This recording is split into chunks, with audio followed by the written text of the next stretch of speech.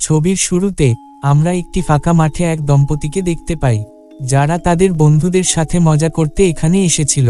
তারা জানতো যে কিছুক্ষণের মধ্যেই তাদের বন্ধুরা এখানে এসে স্ক্যারক্রো নিয়ে যাবে। এটি সম্পর্কে অনেক ভৌতিক গল্প ছিল যে স্ক্যারক্রো সবাইকে মেরে ফেলে, কিন্তু এই লোকেরা সেই গল্পগুলিতে বিশ্বাস করেনি। এই দুজন এখানে কিছু ভৌতিক মুখোশও এনেছিল, যেগুলো দিয়ে তারা তাদের বন্ধুদের ভয় দেখানোর পরিকল্পনা করেছিল। প্রথমে তারা তাদের পিছনে স্ক্যারক্রো দেখতে পায়, তারপর তারা কাছেই তৈরি একটি চালায় যায়।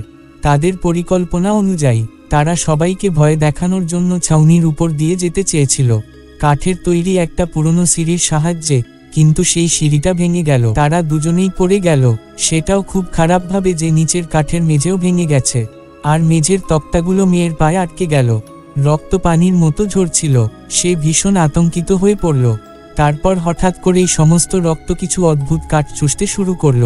যখন মেয়েটি অনুভব করল যে এটি কাঁপছে, তখন সে তার জ্ঞান হারিয়ে ফেলল। সে জোরে চিৎকার করে উঠল। ছেলেটি তার চিৎকারে সাড়া দেওয়ার আগেই একটি অদ্ভুত কাঠের তাঁবু এসে তার মাথায় ছুরিকাঘাত করে এবং তাকে হত্যা করে। এরপর এটি এই মেয়েটিকেও মেরে ফেলে। এটা স্পষ্ট ছিল যে তারা যে ভীতিকর স্ক্যারক্রো গল্পগুলি শুনেছিল, সেগুলি সবই সত্য।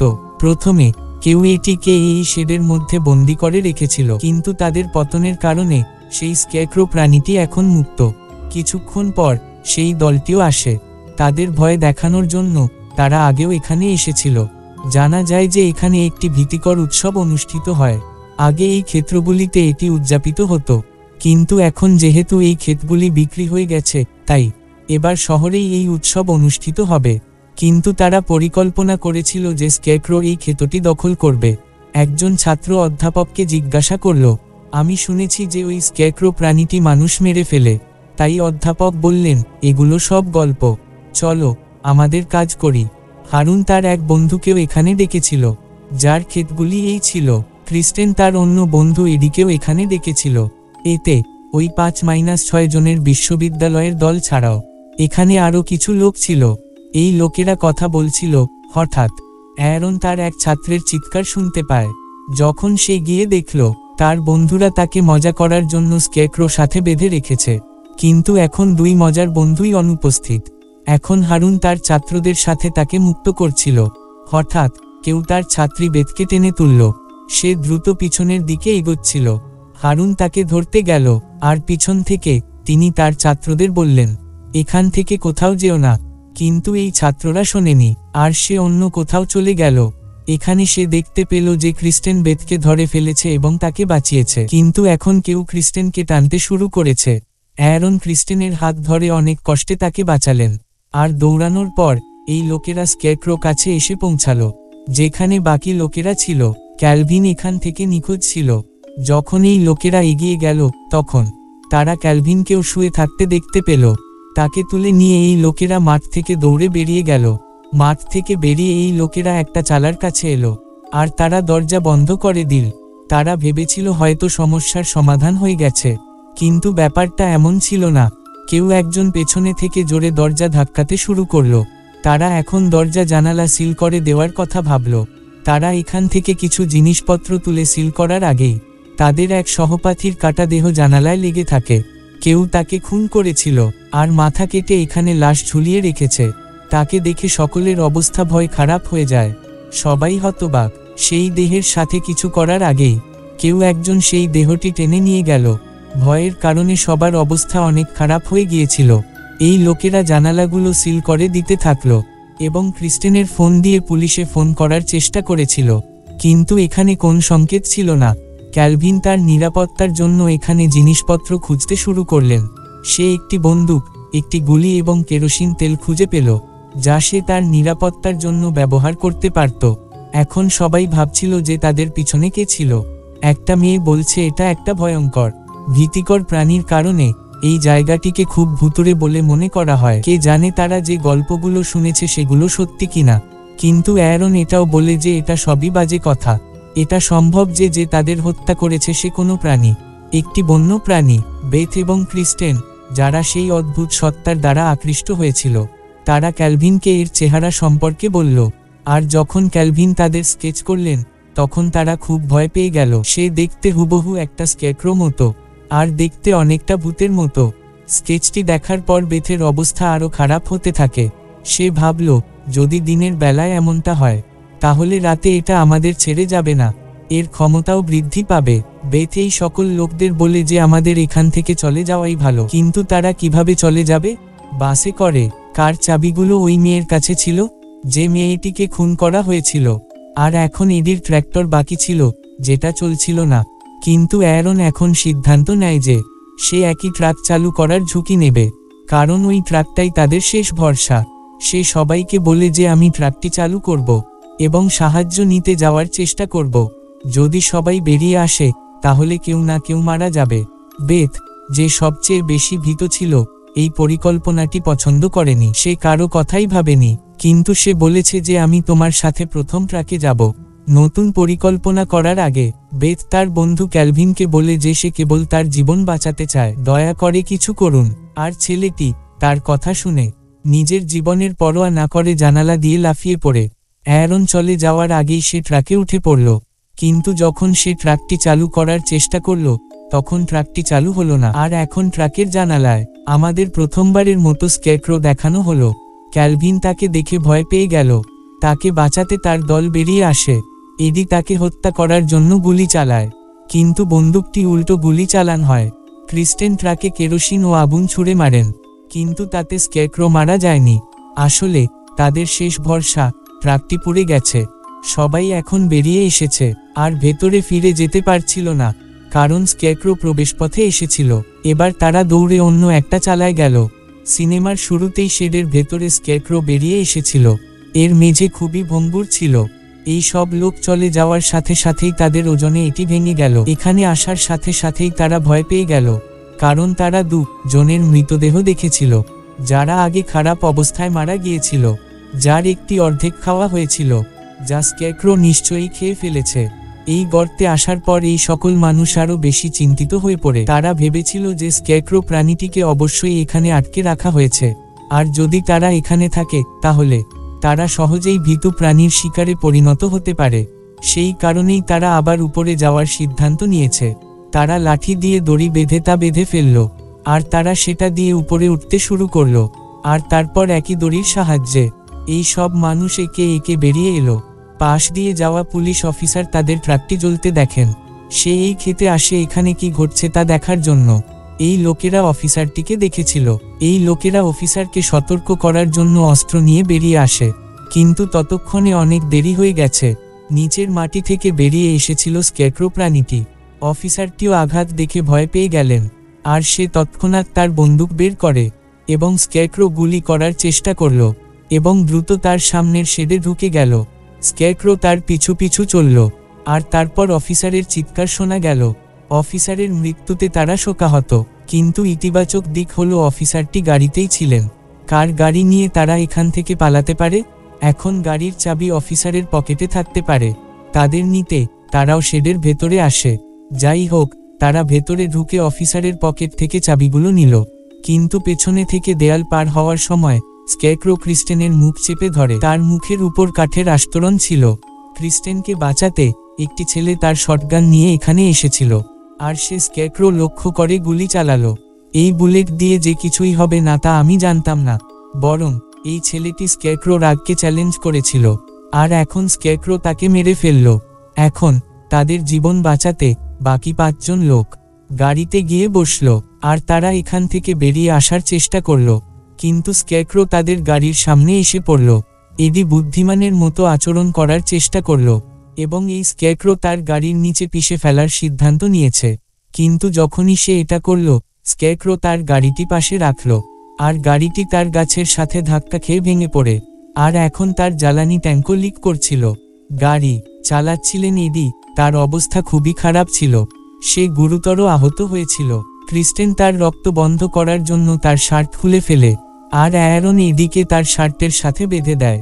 তাদের এখনো কোথাও না কোথাও মনে হচ্ছিল যে তারা স্কেরক্রো প্রাণীটিকে মেরে ফেলেছে, কিন্তু ব্যাপারটা এমন ছিল না। হঠাৎ স্কেরক্রো এসে পিছন থেকে ক্রিস্টেনকে ধরে ফেলল। যদি তাদের ভীতু প্রাণীর হাত থেকে পালাতে হয়, তাহলে তাদের এই গাড়ি থেকে পালাতে হবে। কিন্তু এডি কিভাবে দৌড়ে গেল? এডি আহত হয়েছিল। এখন সে নিজেকে উৎসর্গ করে সবাইকে বাঁচানোর সিদ্ধান্ত নিল। এডি নিজেকে গাড়ি থেকে ধাক্কা দিয়ে নামিয়ে দিল, আর হঠাৎ সে স্কেয়ারক্রো প্রাণীটিকে ধরে ফেলল। গাড়ি থেকে নেমে তার লাইটারটি জ্বালাল। সেখানে ইতিমধ্যেই পেট্রোল ছিল। গাড়ির সাথে সাথে এডিতেও বিস্ফোরণ ঘটে, কিন্তু কেউ জানত না যে স্কেয়ারক্রো মারা গেছে কিনা। তাদের মধ্যে বেথ খুব ভয় পেয়ে গেল। সে পিছনে না তাকিয়ে এগিয়ে এলো। সে দেখতেও পেল না তার সঙ্গীরা আসছে কিনা। কিছুক্ষণের মধ্যেই হারন বাকি লোকদেরও নিয়ে গেলেন। যেখানে বইক ছিল, এটা একটা ঘর ছিল। তারা সাহায্য চাইতে দরজায় কড়া নাড়ল, কিন্তু তারা কোনো সাড়া পাননি। ভেতরে একটি ফোন ছিল যেটাতে তারা সাহায্যের জন্য ফোন করতে পারত। এই কারণেই ক্রিস্টেন দরজা ভেঙে ভেতরে ঢুকল। দরজা ভাঙার শব্দ শুনে বাড়ির মালিক দৌড়ে এসে বন্দুকটি তুলে নিলেন। সে তাদের চোর ভেবেছিল, কিন্তু তারা তাদের সমস্ত শর্ত তাকে জানিয়ে দিল। ওই লোকেরা কাছের মাঠ থেকে পালিয়ে এসেছে। ক্রিস্টেন এই লোকটিকে আরও বলে যে ওই ক্ষেতগুলি তার। যখন ক্রিস্টেন তার বাবার নাম বলে, তখন এই লোকটিও তাকে চিনতে পারে। ক্রিস্টেন বৃদ্ধকে বলল যে এক অদ্ভুত দুষ্ট জিনিস আমাদের পিছনে তাড়া করছে। এটি আমাদের অনেক সঙ্গীকে হত্যা করেছে এবং এখন এটি আমাদের পিছনে লেগেছে। তার শুধু এটুকুই বলার ছিল যে বৃদ্ধ লোকটি সবকিছু বুঝতে পেরেছে। আর সে বলল যে এটা সবার পিছনে নয়, তোমার পিছনে। এটা তোমাকে মেরে ফেলতে চায়, কারণ 100 বছর আগে তোমার পরিবার স্কেয়ারক্রো বন্দি করেছিল, আর এখন এটা তোমার কাছ থেকে প্রতিশোধ নেবে। আর তোমার পরিবার এটা করেছে কারণ এটা তোমার পরিবারকে হত্যা করছিল। আর কেউ জানে না 100 বছর আগে এটি কোথা থেকে এসেছে। আমি শুধু জানি যে পোকা মারার জন্য প্রতিটি পদ্ধতি চেষ্টা করা হয়েছিল, কিন্তু কোন পদ্ধতি এটিকে হত্যা করতে সক্ষম হয়নি। এই কারণেই তোমার পরিবার এটাকে তাদের শেডের ভেতরে বন্দি করে রেখেছে। এখন এটা কিভাবে মুক্তি পেল, এমনকি তারাও এটা জানত না। এই লোকটি বলে যে প্রতি বছর এখানেও সেই উৎসব পালিত হয়। কেউ যেন সেই স্কেয়ারক্রো কথা ভুলে না যায়। সেই উৎসবে এর ভয়াবহ গল্প শোনা যায়, কারণ আগে সবাই সতর্ক ছিল, কিন্তু 100 বছর আগে এই প্রাণীটি কোথা থেকে এসেছিল তা স্পষ্ট ছিল না। আপাতত এই লোকটি সাহায্যের জন্য পুলিশকে ফোন করার চেষ্টা করছে, কিন্তু সে দেখল ফোনটিও বন্ধ। এখন এই বৃদ্ধের ঘরের বাইরেও কুকুরগুলো ঘেউ ঘেউ করতে শুরু করেছে, যেন তারা খুব ভয়াবহ কিছু দেখেছে। এই বৃদ্ধ লোকটি তাদের দেখতে বাইরে যায়, আর যাওয়ার আগে সে পুরো দলকে বলে যে ক্রিস্টেনের সাথে থাকবে তাকে হত্যা করা হবে। এই কথা বলার সাথে সাথেই সে বেরিয়ে গেল। সে তার কুকুরদের বিশ্রাম দিতে গিয়েছিল, কিন্তু কে জানত যে বাইরে যাওয়ার সাথে সাথেই সে মারা যাবে। স্কেয়ারক্রো মাটির নিচ থেকে তার তাঁবুটি বের করে মেরে ফেলল। তারাও এই লোকটির মৃত্যুতে ভীত ছিল। এই বৃদ্ধের মৃত্যুতে বেথ আরও বেশি ভীত হয়ে পড়েছিল। সে ছিল সবচেয়ে ভীত। সে সবাইকে বলে যে আমরা ক্রিস্টেনকে স্কেয়ারক্রো হাতে তুলে দেই, এটা আমাদের জীবন বাঁচাবে। কিন্তু পুরো দলটি এটি করতে অস্বীকৃতি জানায়। তাই বেথ নিজেই ছুরিটি তুলে বাইরে চলে গেল। এই সকল লোক তাদের জীবন বাঁচাতে বৃদ্ধের ট্র্যাক্টরটি ধরে পালিয়ে যাওয়ার পরিকল্পনা করে, কিন্তু তারপর তারা বেথের চিৎকার শুনতে পায়। যখন তারা তাকে সাহায্য করতে বেরিয়েছিল, তখন তারা জানতে পেরেছিল যে বেথ কেবল নাটক করছে। তাকে বাইরে থেকে একজন ক্রিস্টেনকে ডাকতে হয়েছিল, আর চিৎকার করার সাথে সাথেই সে ক্রিস্টেনের গলায় ছুরি পরিয়ে দিল। সে হুমকি দিয়েছিল যে যদি কেউ আমার পরিকল্পনায় আসার চেষ্টা করে অথবা ক্রিস্টেনকে বাঁচানোর চেষ্টা করে, তাহলে আমি ক্রিস্টেনকে মেরে ফেলব। এই বলে সে স্কেয়ারক্রো ডাকল, আর ভয়েসটা শোনা মাত্রই এখানে চলে এলো। ক্রিস্টেনের জীবন বাঁচাতে অ্যারন একটি দড়ি তুলে নিল, আর এর একটা বান্ডিল তৈরি করে।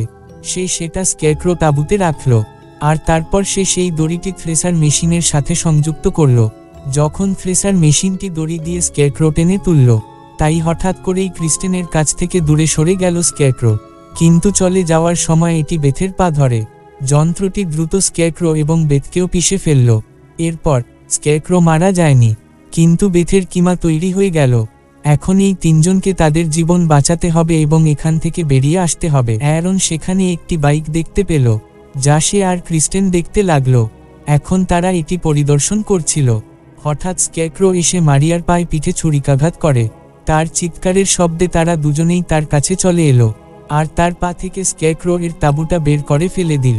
তারা তাদের জীবন বাঁচাতে যতই দৌড়াক না কেন, স্কেয়ারক্রো তাদের খুব কাছেই ছিল, এবং এটি তাদের চেয়ে অনেক দ্রুত ছিল। এখন ক্রিস্টেন বুঝতে পারল যে স্কেয়ারক্রো আসলে তার পিছনে ছিল। তার একটা পরিকল্পনা ছিল স্কেয়ারক্রো প্রাণীটিকে বিভ্রান্ত করার।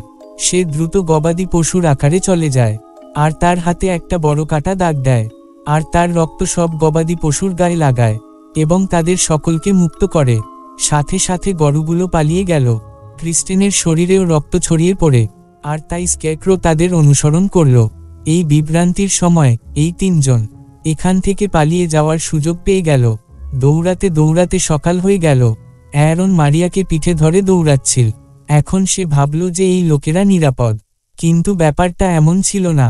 হঠাৎ এই সময়ে স্ক্যারক্রো প্রাণীটি তাদের পিছনে আসে এবং পিছন থেকে মারিয়ার শরীরে ছুরিকাঘাত করে, যা সেখানে মারিয়াকে হত্যা করে, আর হারুন আহত হয়। এখন স্ক্যারক্রো মারিয়াকে খেতে ব্যস্ত ছিল, তাই অ্যারন এবং ক্রিস্টেন এগিয়ে গেল।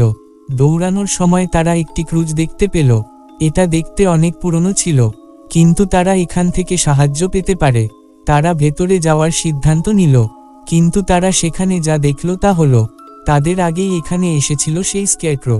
তাকে দেখে হারুন ভয় পেল না, আর তার সাথে জলে ঝাঁপ দিল। এই দৃশ্য দেখে ক্রিস্টেন কাঁদতে শুরু করল। সে ভেবেছিল তার বন্ধুকেও হত্যা করা হয়েছে, কিন্তু পরের মুহূর্তে সে দেখতে পেল অ্যারন সাঁতার কেটে ক্রুজের ভেতরে ফিরে এলো।